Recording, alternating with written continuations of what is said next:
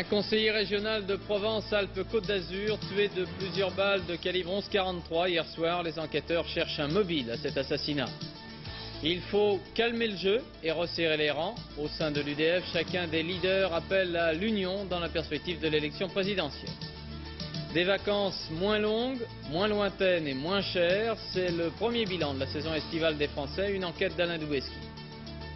Nous sommes le samedi 30 août 1986. Cela fait 526 jours de détention pour Marcel Carton et Marcel Fontaine, 465 jours de détention pour Jean-Paul Kaufmann et Michel Seurat, 175 jours de détention pour Aurel Cornéa et Jean-Louis Normandin d'Antenne 2 et 115 jours de détention pour Camille Sontag. Il reste 7 otages français détenus au Liban. Bonsoir, et pour ouvrir cette édition de 20h, un grand bravo à Stéphane Caristan, devenu il y a un peu plus d'une heure champion d'Europe du 110 mètres haies et puis recordman d'Europe pour la même occasion. Caristan a effacé Guy Drut du tableau des records. Voici la course. L'heure de vérité pour Stéphane Caristan au couloir numéro 3.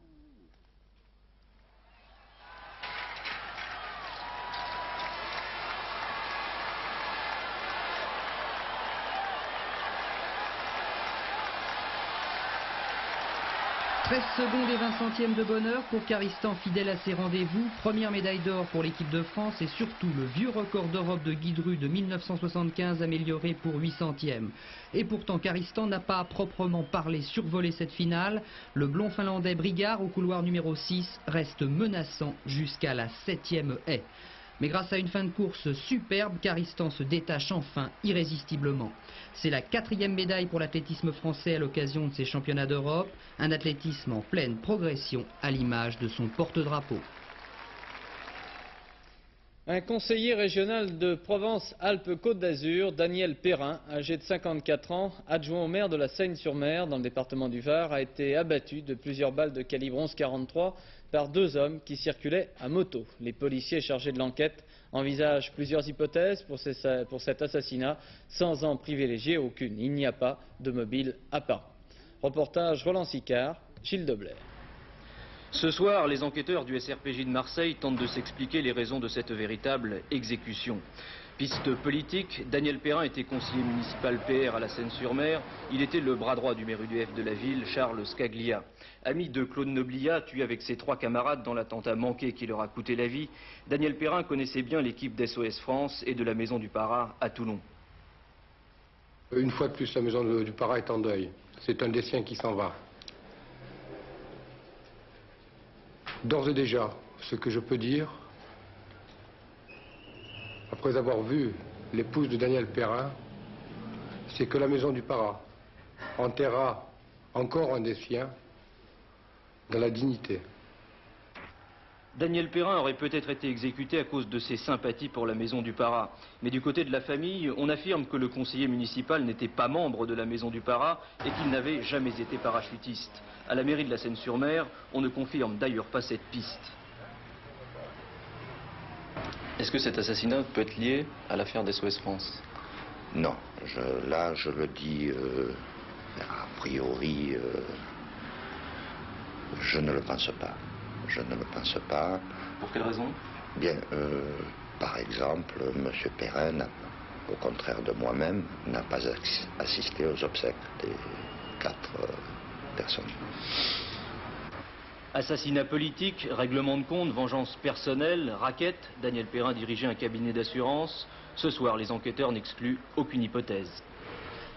En Nouvelle-Calédonie, le Premier ministre Jacques Chirac a consacré sa 2e journée de visite officielle à rencontrer les Calédoniens de la Brousse. Jacques Chirac a invité les 32 maires de Nouvelle-Calédonie à venir à Paris.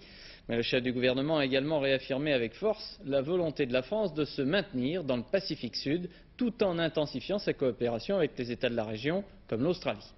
En Nouvelle-Calédonie, pour Antenne 2, Pierre-Alain, Jacques Aubertin. Après la capitale Nouméa, la brousse et la montagne. Une véritable journée marathon pour Jacques Chirac, qui s'est ainsi rendu aux 4 coins du territoire. Visite à 2 communes tenues par le RPCR, Coumac et Poindimier, 2 autres tenues par les indépendantistes, Gomène et l'île de Marais. Partout, le Premier ministre et sa suite ont signé des contrats entre l'État et les municipalités.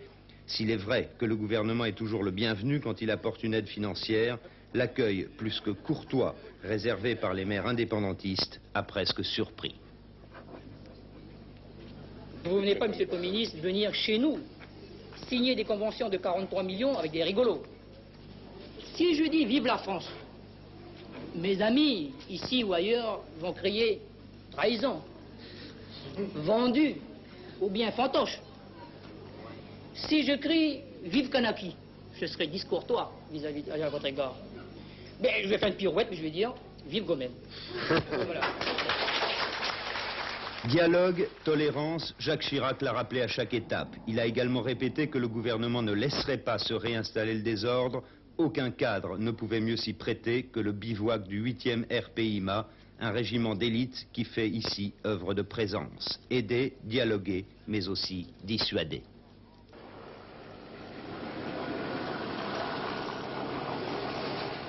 Je suis prêt au dialogue. Je suis prêt à la discussion avec tous ceux qui respectent les règles de la démocratie, quels qu'ils soient, quelles que soient leurs idées. Mais cela suppose que l'on respecte la loi de la majorité. Et dans cet esprit, effectivement, je souhaite poursuivre et amplifier le dialogue avec les représentants de toutes les tendances qui existent ici, en Nouvelle-Calédonie. Mais, je le répète, dans le respect de la loi démocratique et républicaine, qui, elle, vous pouvez en être certain, sera assurée. Aujourd'hui, quel bonheur, unis sur notre cœur, car notre Premier ministre est venu jusqu'à nous. Que Dieu nous soit béni, salut aux sa venue. Jacques Chirac a invité tous les maires de Nouvelle-Calédonie à Paris. Demain, il se rendra à Wallis et Futuna, qui recevront pour la première fois la visite d'un chef de gouvernement français.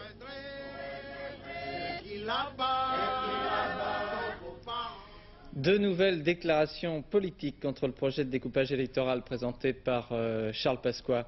Le président du Front National, Jean-Marie Le Pen, hier à Arles. Il faut laisser M. Pasqua jouer avec ses ciseaux. Le mode de scrutin majoritaire est périmé et injuste. Et puis Charles Hernu, dans un entretien publié par le quotidien Le Progrès, le découpage proposé pour Lyon veut exclure la gauche de la ville. À l'occasion de l'université d'été du Parti républicain à Royan, Valéry Giscard d'Estaing a réaffirmé sa volonté de servir la cause de la réconciliation des Français. Selon l'ancien président, l'UDF a vocation pour conduire la réconciliation. Mais au sein de l'UDF, il y a multiplicité de candidatures potentielles et plusieurs dirigeants de la majorité s'en sont émus. Ainsi, André Rossineau, le président du Parti radical, à Osgore, dans les Landes, devant une autre université d'été, a demandé que l'on calme le jeu et que l'on resserre les rangs. Des expressions approuvées notamment par François Léotard. Reportage Rachid Arabe, Roger Mathurin. Les vagues de Royan sont arrivées à Osgore, 400 km plus bas sur l'Atlantique. Les remous de l'université d'été du Parti républicain ont déferlé sur la réunion du Parti radical, bien calme jusqu'alors, près des plages landaises. Hier, les amis de François Léotard remettaient en cause l'attitude du président de l'UDF, Jean Le Canuet. Aujourd'hui, à Osgore, où se tient l'université d'été du Parti radical, on ne parlait plus que de ça. D'autant plus que l'invité d'honneur était justement François Léotard. Devant les radicaux, le chef de file du Parti républicain a expliqué que le président de l'UDF devait être élu démocratiquement. Sous-entendu, M. Le Canuet ne l'a pas été. Sachons préparer. Il faut qu'à chaque fois que nous sommes en compétition, en émulation avec notre puissant voisin du Rassemblement pour la République, avec lequel nous travaillons, mais sans aucune espèce de complexe, eh bien, nous ayons confiance dans nos propres valeurs. Moi, je l'ai dit et je l'ai fait à plusieurs reprises, et je souhaite simplement que l'on sache que je continuerai à le dire et à le faire, car c'est vrai que la famille majoritaire est composée de deux grandes formations. Je souhaite que nous soyons une des grandes formations, que nous le disions et que nous le fassions. Les radicaux ont apparemment apprécié la prise de position de François Léotard. Mais comme toutes les autres composantes de l'UDF, le parti d'André Rossineau pense aussi aux prochaines présidentielles et n'exclut pas une éventuelle candidature d'un des chefs de file des radicaux. Visiblement, les vagues ne sont pas encore calmées. Le président du mouvement des radicaux de gauche, François Doubin, a évoqué l'éventualité d'une association avec les radicaux valoisiens. M. Doubin ne veut pas que son parti soit le porteur d'eau du Parti socialiste. Pierre Mauroy, l'ancien Premier ministre à Montpellier, a critiqué la restauration chiracienne qui est en train, selon lui, de gâcher les chances de la France. L'ancien Premier ministre, devant les assises du mouvement Socialisme et Réalité, a aussi évoqué le nouveau rôle des socialistes. Nous devons soutenir le président de la République.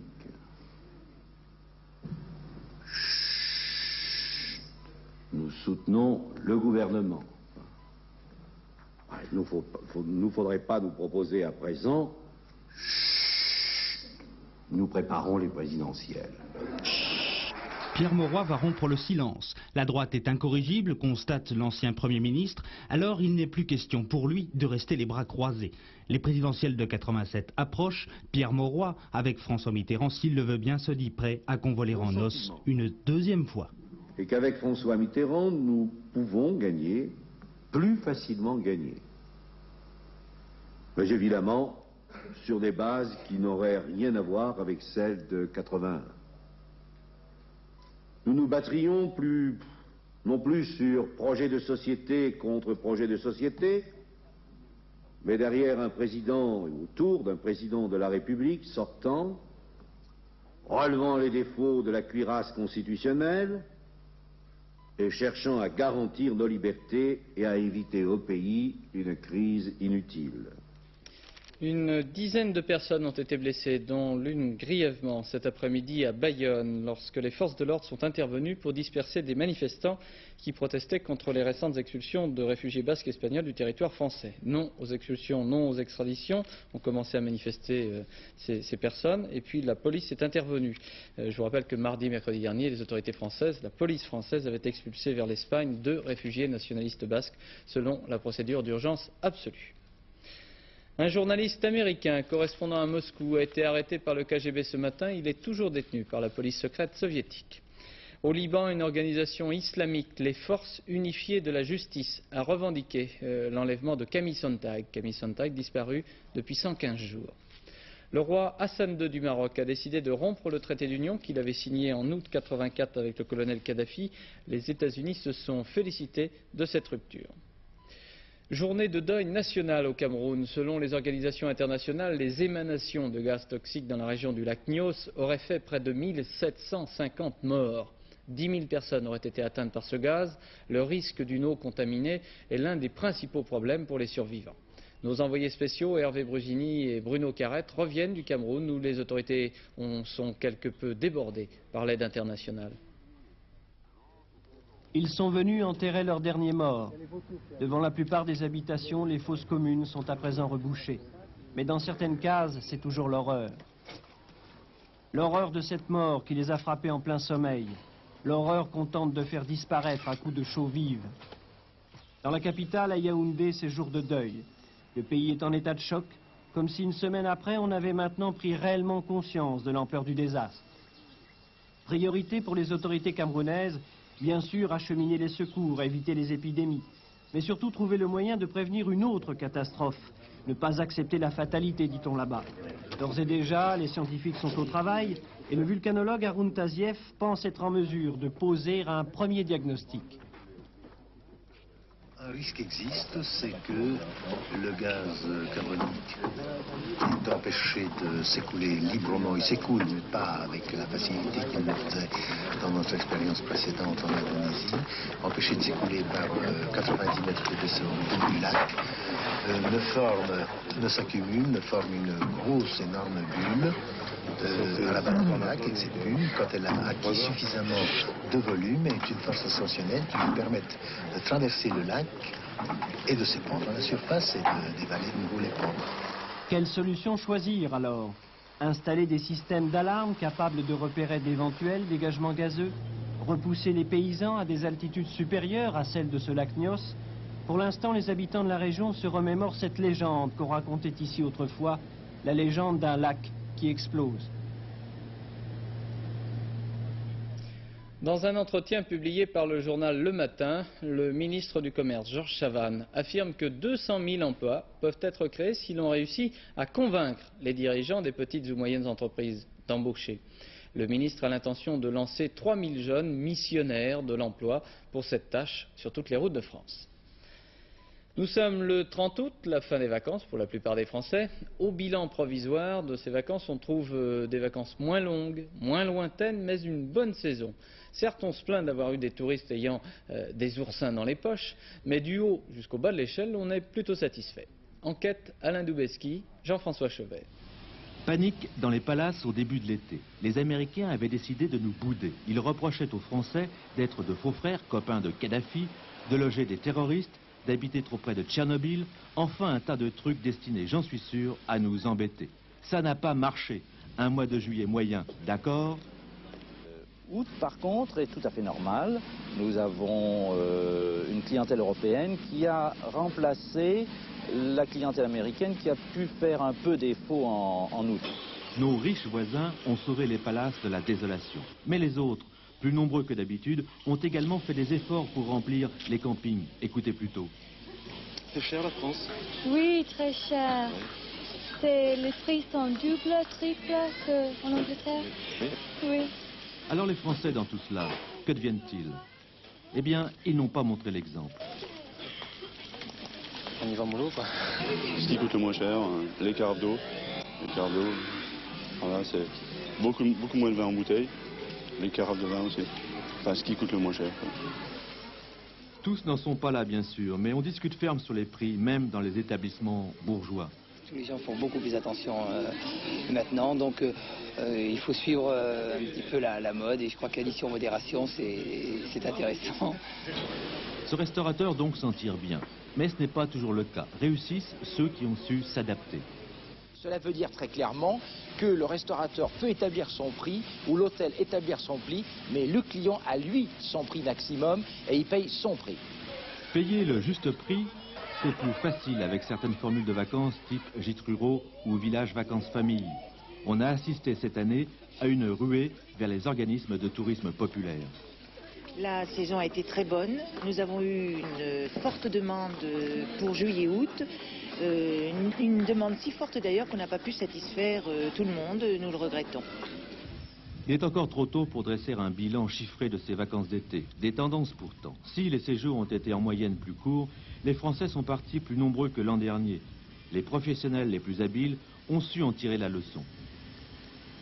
Si le client a été nombreux, il n'est peut-être pas riche, mais enfin je crois que la formule chez nous, c'est d'avoir su prendre un peu d'argent à beaucoup de monde, et ça nous a permis de faire une bonne saison, et je suis très heureux de cette saison.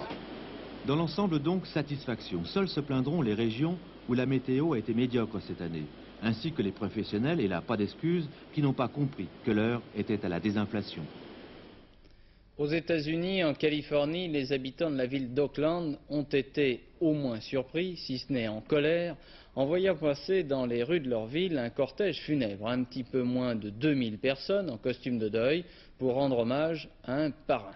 Commentaire Frédéric Astou. Une véritable parade, digne d'une vedette du show business. Un étalage de luxe aussi, avec ce cortège de Rolls-Royce. À Auckland, on n'avait jamais vu ça. Mais il ne s'agissait d'accueillir ni une star de la chanson, ni un homme politique connu. Ces milliers de personnes étaient là pour assister aux obsèques d'un authentique gros bonnet de la drogue. Un parrain local, certes, mais un parrain tout de même. Et qui a pu gagner sa dernière demeure à bord d'un attelage princier. Et pourtant, Félix Mitchell et son gang avaient vendu de l'héroïne à des milliers de toxicomanes. Un commerce qui leur rapportait chaque mois 400 000 $. Jugé et condamné à perpétuité en 1985, Félix Mitchell est finalement mort en prison, mais plus tôt que prévu. La semaine dernière, il a reçu 10 coups de couteau alors qu'il se trouvait derrière les barreaux de sa cellule.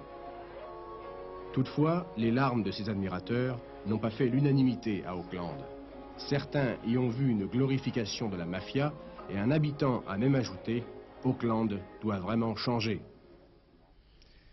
Dans les Pyrénées, le rallye des cimes, c'est un peu l'ancêtre du Paris-Dakar avec des véhicules 4x4 de tout calibre. Mais dès le début de cette épreuve, un concurrent s'est tué en quittant la piste. Vous voyez le reportage de Marc Maisonneuve et Pierre Baumard.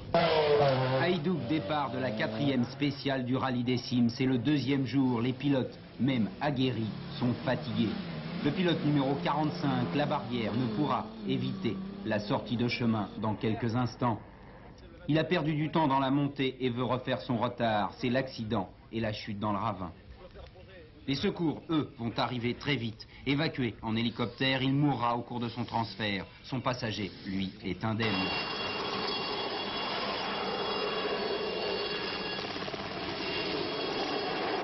Il est venu taper le talus de gauche et puis s'est mis légèrement de travers et est parti après en tonneau dans le ravin. Et qu'est-ce qui s'est passé tout de suite après? Je crois qu'il y a un des deux passagers de la voiture qui était attaché et il n'y a pas eu de problème pour lui. Oui, alors il y avait un des deux passagers qui était attaché. Moi je suis descendu aussitôt en bas au cas où il y aurait eu besoin d'aider quelqu'un. Et il est sorti vraiment indemne. Après l'accident, aucun des pilotes ne sait ce qui s'est passé. Et en haut de la dernière spéciale à teinture, Yves Paciodi est toujours devant l'aîné. Tennis, Flushing Meadows, les internationaux des États-Unis. Je viens d'apprendre qu'Henri Lecomte s'est qualifié en battant l'Israélien Mansdorf 4-6, 6-3, 7-5, 6-2. Au prochain tour, en huitième de finale, Lecomte rencontrera l'Américain Krinstein et puis Yannick Noah. Yannick Noah sera opposé dans quelques instants à Wilkinson. Football, le Racing a publié un communiqué au lendemain pourtant de sa victoire à Lens pour examiner la mauvaise situation du club. Pas de sanctions contre des joueurs ou des entraîneurs, mais la suppression des primes et puis l'abaissement du prix des places pour attirer le public. Ce soir, départ de la course autour du monde en solitaire à la voile. Le départ sera donné à Newport aux États-Unis. Il y a 3 ans, Philippe Gentot avait remporté cette épreuve. Il est l'un des favoris d'une compétition prévue pour durer 8 mois. À Newport, commentaire par téléphone de notre envoyé spécial Jean Mamère. 25 000 milles, 50 000 km par les 3 caps, Bonne-Espérance, Lewin et Horn dans les mers les plus dures et les vagues les plus grosses du monde. C'est le pari téméraire dans lequel se lancent dans un peu moins d'une heure 26 marins solitaires. Parmi eux, 6 Français, 3 néophytes de l'épreuve, Jean-Luc Vandened, dont le premier exploit est d'avoir financé seul son tour du monde, Titouan Lamazou, un Bordelais dont le prototype est un vrai bijou, et Jean-Yves Terlin, vieux baroudeur, toujours à l'affût de nouvelles sensations fortes. À leur côté, 3 récidivistes. Guy Bernardin, il repart pour gagner. Jacques Deroux, il revient pour finir. Une énorme vague dans le Pacifique Sud lui a détruit son bateau lors de la dernière édition. Enfin, Philippe Gentot, le plus osé, dernier vainqueur de l'épreuve, il repart pour se prouver qu'il peut faire encore mieux. Record à battre 159 jours, même seul à bord, ils ne prendront pas le temps de flâner. Il y avait un tiercé aujourd'hui à Vincennes. La combinaison gagnante est 7, 17, 16, mais nous n'avons pas encore les rapports. Et puis demain, ce sera à Deauville. Pierrette Bresse, Deauville a connu une grosse activité ces derniers jours. Oui, absolument, et puis cette semaine surtout. Alors vous savez que ce sont les records de vente extraordinaires qui ont rendu célèbres les ventes de yearling à Deauville. Mais enfin, moi je voudrais le préciser, si les ventes de yearling ne sont pas seulement l'affaire des milliardaires, s'il y a des élevages célèbres comme ceux de Rothschild ou à l'Eked, eh bien les petits éleveurs sont en majorité à Deauville. Alors j'ai choisi ce soir de vous présenter un jeune éleveur, enfin un éleveur très modeste qui s'appelle Pierre Le Peudry. Cette année, les ventes de yearling n'atteignent pas des enchères records. Pour les éleveurs, l'essentiel est de vendre pour amortir les frais du haras. Afin de limiter les risques, la plupart des éleveurs de pur sang ne possèdent qu'un effectif restreint. Une douzaine de poulinières, c'est le capital de Pierre Le Peudry, un petit éleveur normand. Petit effectif, je tiens pas beaucoup à l'agrandir, je tiens surtout à l'améliorer, mais je voudrais pas en avoir moins non plus, parce que je pense qu'il faut quand même une certaine production tous les ans pour la rentabilité de l'opération. Alors justement, est-ce que les ventes de yearling suffisent à faire tourner un petit haras comme le vôtre? Difficilement. Pierre Le Peudry a su diversifier sa production de yearling en ajoutant quelques poulinières trotteurs. Mais pour un petit éleveur, la passion de l'élevage ne suffit pas à expliquer sa volonté de continuer à faire naître. On n'a pas le choix. Nous, on a envie de ce truc-là. On essaye d'en vivre tout du moins. Et vous en vivez bien? Non. Je suis obligé de travailler tous les jours. Je ne me repose pas. Je fais les dimanches et les jours de fête. C'est moi qui lâche mes poulains. C'est nous qui les veillons. Mais qu'est-ce qui est le plus motivant dans votre métier? Vous aimez ce métier? Ah, j'adore.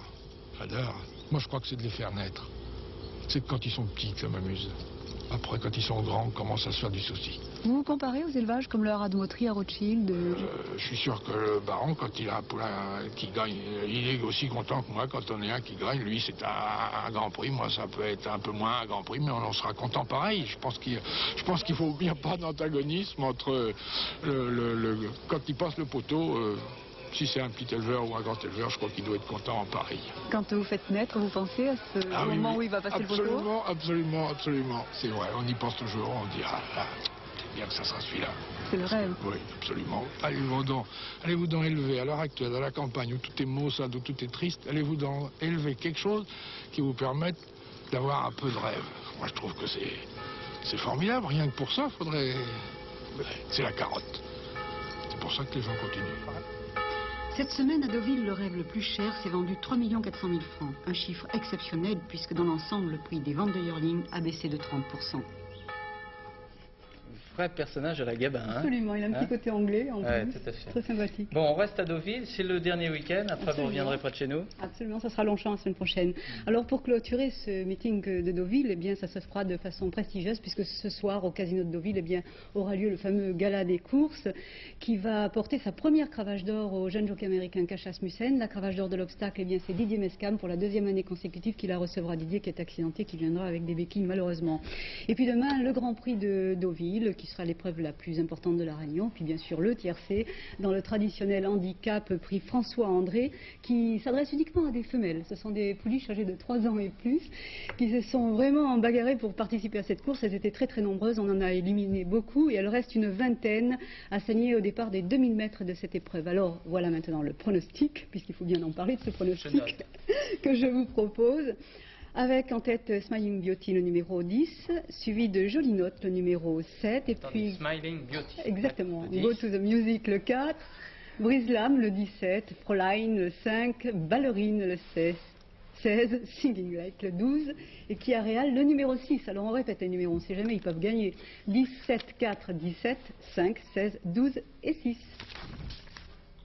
Merci Pierrette. 1500 hectares de forêt et de maquis ont été touchés par les incendies en Corse. Plusieurs campings ont été évacués. Une dizaine de foyers se sont déclarés depuis hier après-midi, du nord au sud de l'île. Une seule habitation a été détruite. Le plan hors sec a été mis en place ce matin en Corse. Et ce soir, les incendies de forêt et de maquis seraient maîtrisés. Mais on craint des reprises du haut vent, Laurent Chauffour. Peut-être, non ? Le vent, non, en tout cas, en ce qui concerne le Mistral s'est calmé en fin de soirée, va se calmer encore dans la nuit, et demain il sera assez faible. En revanche, c'est vrai qu'il a soufflé très fort, puisqu'il y avait des vents de force 7, 8 et même localement 9. Regardez la photo satellite prise cet après-midi à 14h30, vous voyez que c'est assez dégagé ici, à cause du vent, justement, sur tout le bassin méditerranéen, du vent et puis du soleil ici sur le pourtour méditerranéen. L'anticyclone est de retour, le voilà, il apporte du beau temps progressivement vers notre pays, et puis la dépression qui est située tout là-haut en Scandinavie, eh bien, elle perturbe encore juste le nord-est. C'est ce qu'on va voir sur la carte du temps pour demain. Zone perturbée, je vous le disais, ici, avec des nuages importants dans la matinée, mais qui devraient dans l'après-midi se résorber pour donner de très belles éclaircies. Partout ailleurs, les superbes éclaircies, il y a quelques petits passages nuageux, mais le soleil dominera sur tout le pays. À noter quand même une zone très nuageuse, c'est sur les Pyrénées. Les températures, eh bien, elles remontent progressivement, tout doucement, de 15 degrés à Cherbourg jusqu'à 17 dans l'Est, avec 18 à Paris demain. C'est toujours 4-5 degrés en dessous des normales saisonnières, et de 23 à Bordeaux pour la partie sud, jusqu'à 29 à Bastia. Demain, nous serons le dimanche 31 août, c'est la dernière journée du mois d'août. Le soleil se lèvera à 7h07, se couchera à 20h34, 4 minutes de soleil en moins, et nous souhaiterons une bonne fête à tous les Aristides. Merci Alain. Il y aura Christophe de Chavannes dans quelques minutes, il y aura Serge Gainsbourg dans Les Enfants du Rock, et il y aura Philippe Arward dans le dernier journal d'Antenne 2 à 23h55. À demain 20h. Bonsoir, merci.